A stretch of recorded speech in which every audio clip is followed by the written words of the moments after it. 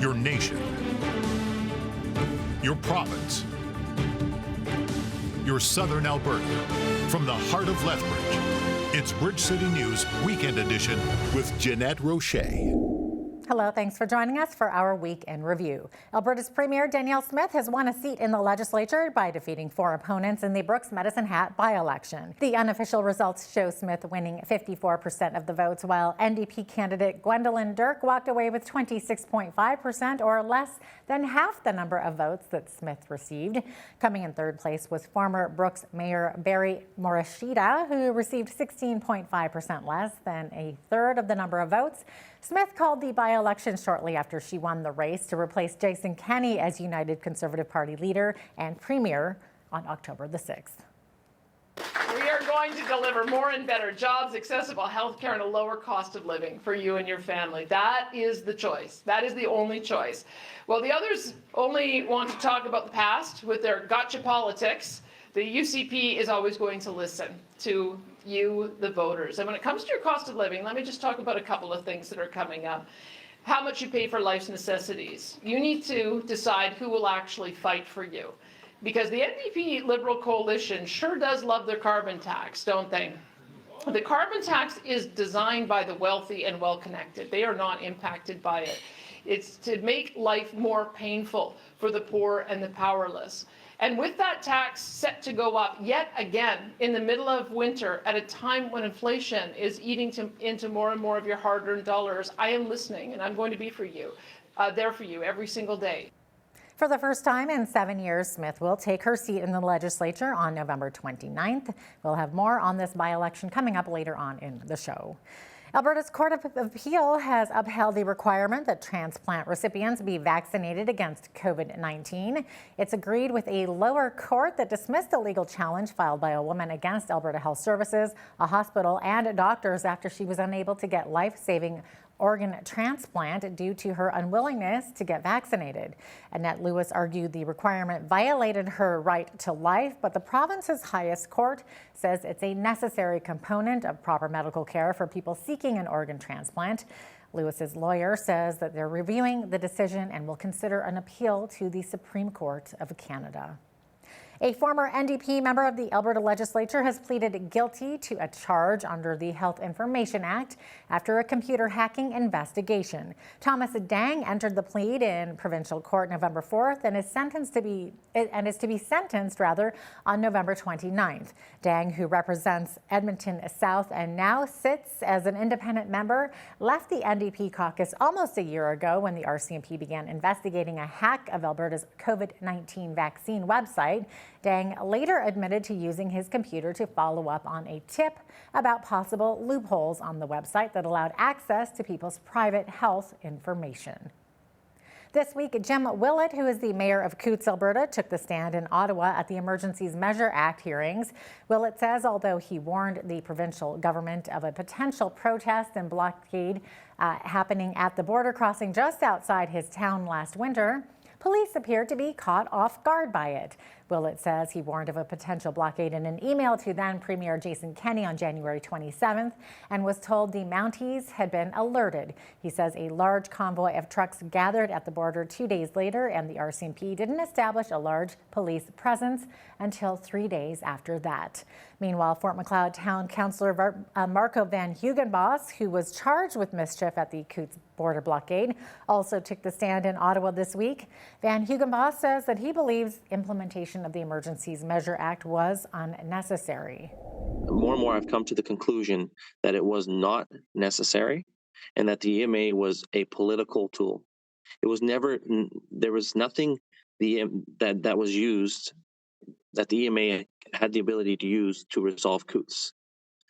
Yesterday, my testimony yesterday spoke to our decision making in regards to leaving Coutts, and the EMA and the powers and all of the abilities given to law enforcement under the EMA never became relevant for us. That was never considered for us in leaving Coutts. The commission heard today from the Coutts mayor as well. So were you able to take that in as well, Marco? He had very little direct involvement in the blockade.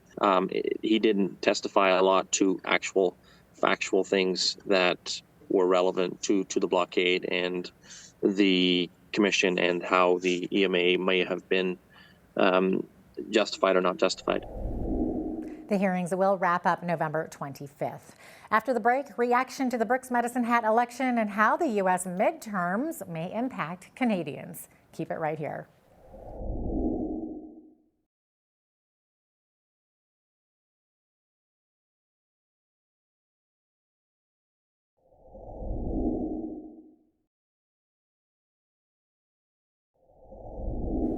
Alberta Premier Danielle Smith is heading back to the legislature after being absent from it for 7 years. Smith won the by-election in Brooks Medicine Hat on Tuesday night, taking home around 54% of the vote.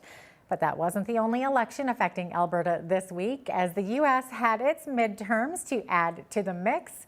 To talk more about the effects and impacts that these races will have on Alberta and those Albertans abroad, our Alberta snowbird Val Olsen joins us from her home away from home in Arizona. So Val, what is your reaction to Danielle Smith's win? I'm not surprised. We want to see Danielle Smith succeed. And a lot of people say you can run a dog as long as it's conservative and it's going to win. The point is, Medicine Hat, Brooks, Southern Alberta is conservative country, and everyone is going to rally behind the premier of the province. Okay. Now, you've mentioned before that Danielle Smith has a bit of a following in the U.S., particularly among women. Well, definitely she does. I was surprised, Jeanette, that some of our social influencers here in the U.S. were calling Danielle Smith out. Now, she has kind of been starting her days with making a lot of public apologies for things that she said in the past. Now, that is a tactic that we see of opponents, and unfortunately, it's had an impact. It's having, outspoken Americans looking at Alberta and going, why is this woman apologizing? Why is she doing these things? So there are some social influencers, mama bears, who are not impressed that she has backtracked on things that she said. So there's definitely an added layer of flavor and what I would call security for mama bears here who are very, pro parental rights, pro freedom. They are watching Alberta and Danielle Smith. And that video in particular was trending that I'm talking about, where they were saying to Danielle Smith, you cannot backtrack on things like this. The COVID rules impacted families in such a negative way. And you can't just say, I'm sorry, the government's sorry, and, throw money or offer jobs back. You need to have a plan of action and you need to follow it. Okay. All right. So let's get into the U.S. midterm election. So what was it like where you are in Arizona? In this county in particular, there's a lot of excitement across the state of Arizona. Maricopa is being talked about because there's some issues that does fall under the election integrity, which is top of mind.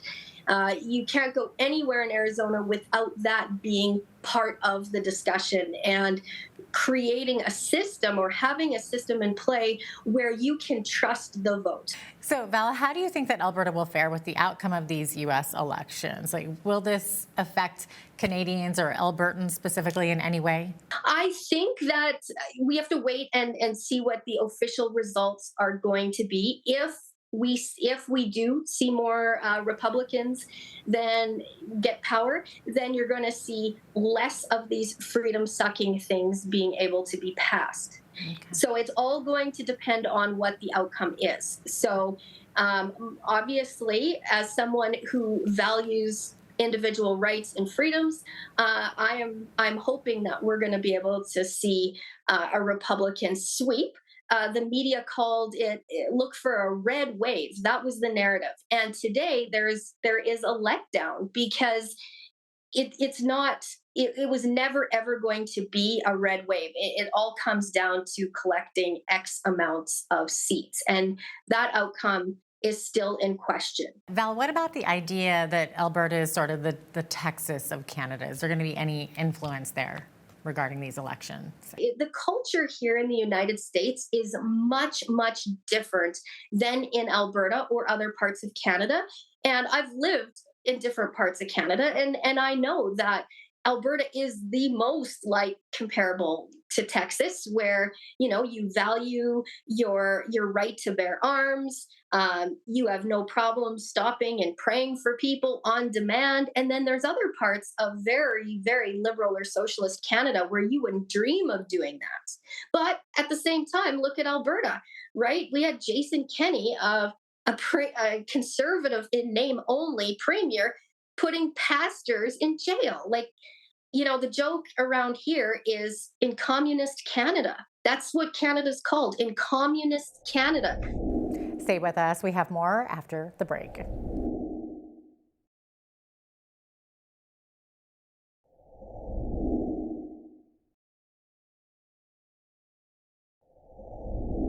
The Fraser Institute recently published the results of their study comparing government and private sector wages here in Alberta. BCN's Michael Clausen spoke with Ben Eisen, Senior Fellow of the Fraser Institute, to dig deeper into their report.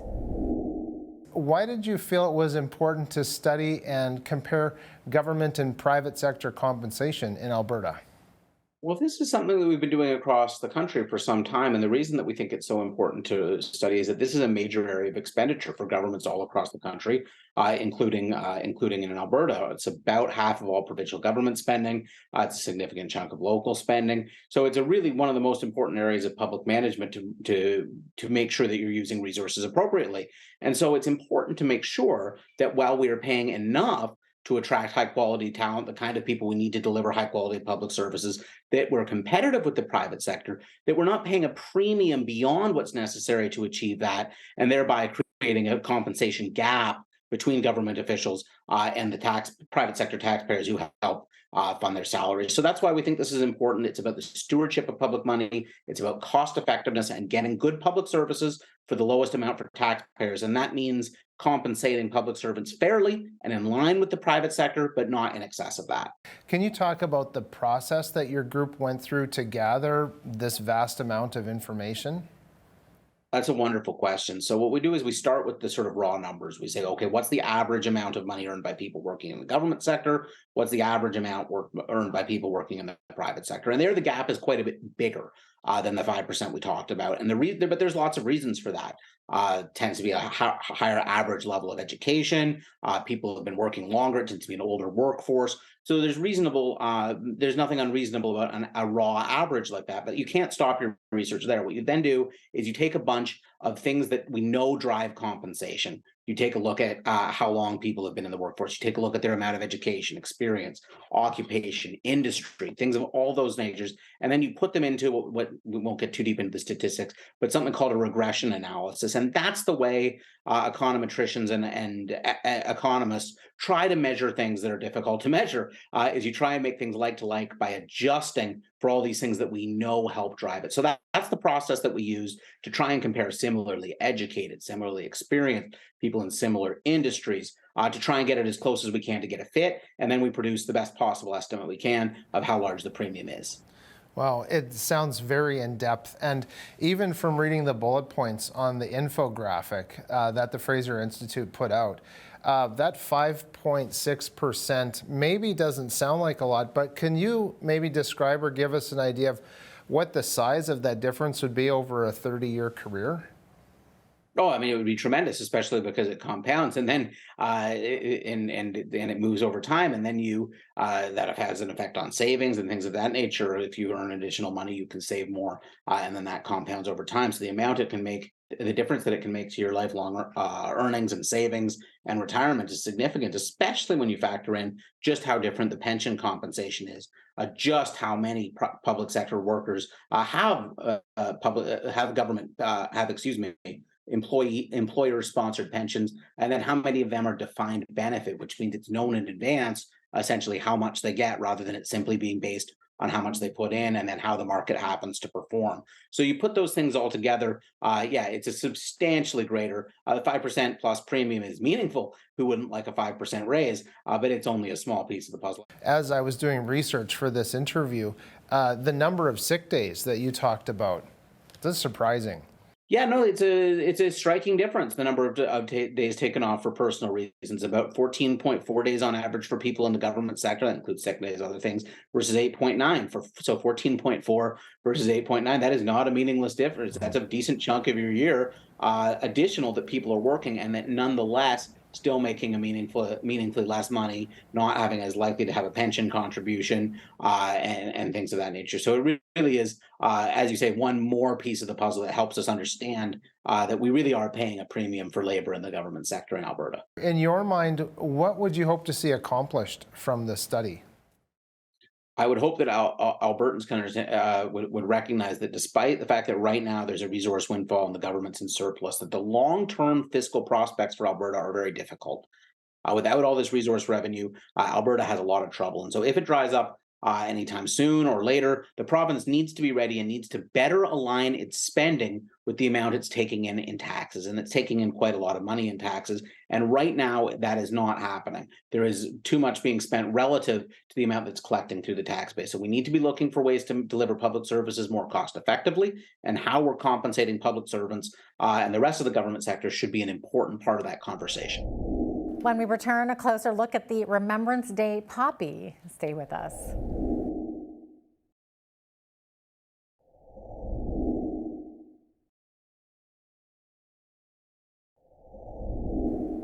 This Remembrance Day long weekend is a time to reflect on the many sacrifices paid by our soldiers to allow us to enjoy the freedoms we have today. Earlier this week, Hal Roberts joined Jeff Alden, manager of the Lethbridge Royal Canadian Legion, to talk about military service and the importance of the poppy. Why did you first decide to enlist in the armed forces? And you were in the Army, correct? What really inspired you to join? Initially, I signed up because I wanted to join and be, at that time, called a SARTEC. So it was like basically a medic that could go anywhere. But I couldn't go directly into it, so I had to join the artillery. Now, officials with the Canadian Armed Forces, Jeff, say there's a real shortage of personnel right now. They're having a hard time getting recruits. Why do you think that is? It's very evident to me and most of my compatriots. No equipment, no ammunition, no money to train, and no money to use your skills. They just want bodies on the ground. When you look at the last, let's say the last few operations we've done, historically, we're doing things like in Germany, in defense of the line, from the Eastern Front, that sort of thing, with a NATO, and we do UN tours and things like that. Most of our soldiers today are going off to do, what was the last thing? Clean up after a hurricane.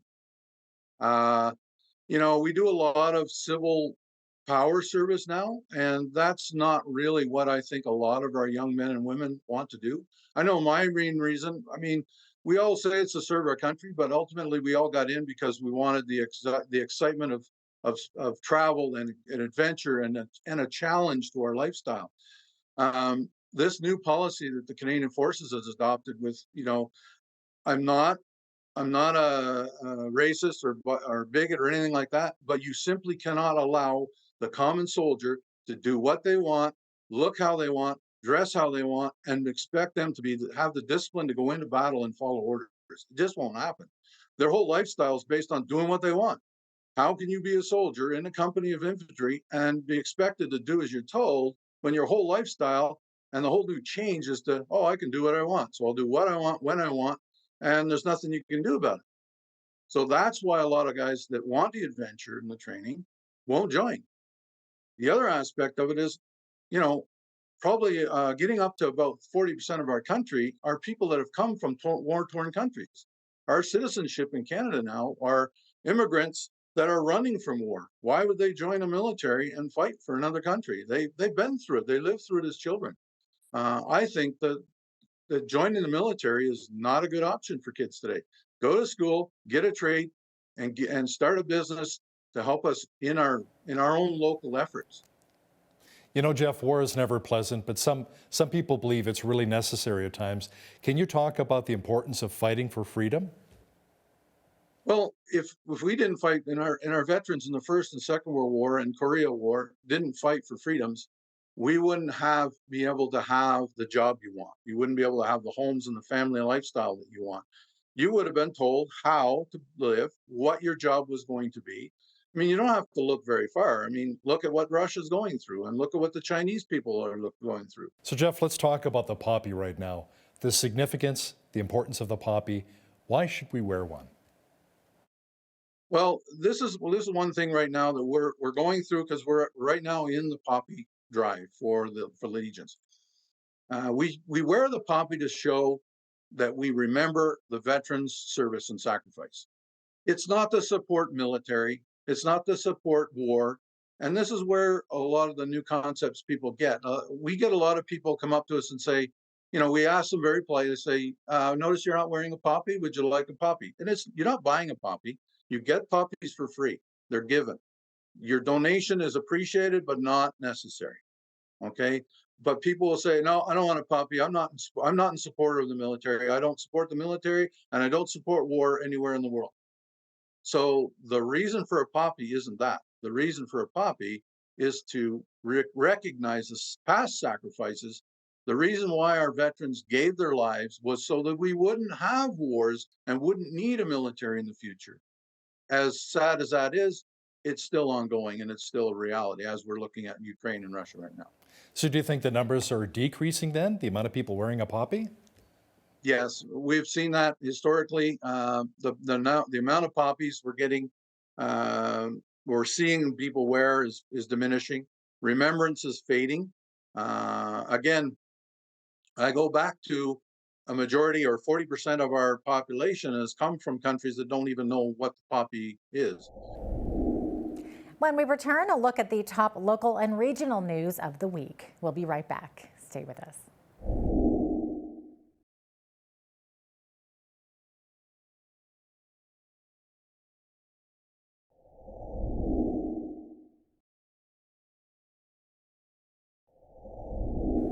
In honor of Remembrance Day, the Lethbridge Salute Our Veterans banner project was underway and had a huge success this year. A total of 80 banners were raised high and displayed at Lethbridge City Hall, the Cenotaph, the Legion, and Lethbridge Airport. The banners feature a picture of a veteran and information to showcase where they served and during which time period. Glenn Miller, a committee member for the project, says they're hoping to increase that number to 90 banners next year. There are a number of people from Lethbridge who served in the Boer War, and that's a war that nobody knows about anymore, but it's just as important. And so we would like to include representation of that. And women, there are women up there as well. So we try to get the diversity of those who served be reflective in the banners. The Legion's Poppy campaign also began on October 28th. Officials say the goal was to raise $90,000 this year to be distributed to veterans in our city.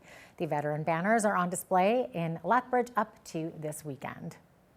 And speaking of veterans, a Southern Alberta organization called Care West Operational Stress Injury Clinic is providing help for veterans who have experienced an operational stress injury. During the year, the clinic will average around 400 to 600 veteran clients. Stormy Marshall, the senior manager of the clinic, says that they are entirely funded by Veterans Affairs Canada. He explains what exactly an operational stress injury is. It's used to describe broad range of problems, which include diagnosed medical conditions such as anxiety disorders, depression, and post-traumatic stress disorder, also known as PTSD, as well as other conditions that may be less severe but still interfere with daily functioning. It comes from various experiences such as active combat, but there's other areas which can cause an OSI, such as search and rescue operations, training accidents, handling casualties, and other situations which are prevalent within service. So these experiences then interfere with a person's life, and that's termed an OSI. There's currently no cost to veterans to access the clinic. It's been close to 3 years and an Alberta family still has no answers regarding a missing loved one. Marshall Iwasa was last seen in Lethbridge in November of 2019. Tammy Johnson, who is Iwasa's mother, says the smallest detail could help them crack open the case and get them closer to finding her son. to know nothing. The new is coming up, and that's hard. The not knowing is very, very difficult. There hasn't been anything new come forward, but it's not from lack of people trying, right? Warwick Printing company here in Lethbridge donated thousands of posters and thousands of bumper stickers. So we've been able to spread awareness in a big way because of them. Police say there is currently no new information on the case and the file remains open. A vigil is planned for Iwasa on November 18th. A young Lethbridge man says he needs a kidney donation after learning his own kidneys are failing. Chris Pickering was diagnosed with kidney disease 4 years ago. He fears he could be living his life on dialysis if he doesn't find a match. Angela Stewart has more from Chris, who says this is his third time trying to find a match. I'm not the same person I used to be. He's either helping out his brother in Calgary with work, going on small walks, or hanging out at home. Chris Pickering is doing everything he can to just pass the time. But what he needs most right now is a new kidney. For the last 6 months, I've been around 5 to 8% kidney function. In 2018, Pickering was diagnosed with IgA vasculitis, a disease that causes blood vessel swelling and can affect a person's skin as well as their kidneys. There wasn't really anything wrong with my kidneys when I first got diagnosed, but after years and years of white blood cells flooding into the kidneys, after a long time it plugs the filters up. Now at 27 years old, Pickering's kidneys are close to failing, and he's in need of a donor. The more people we can get involved and put on the list, the better chances the doctors have to find a direct match. Currently in Alberta at the moment, according to the Canadian Institute of Health Information, there's approximately 300 people waiting for a kidney transplant.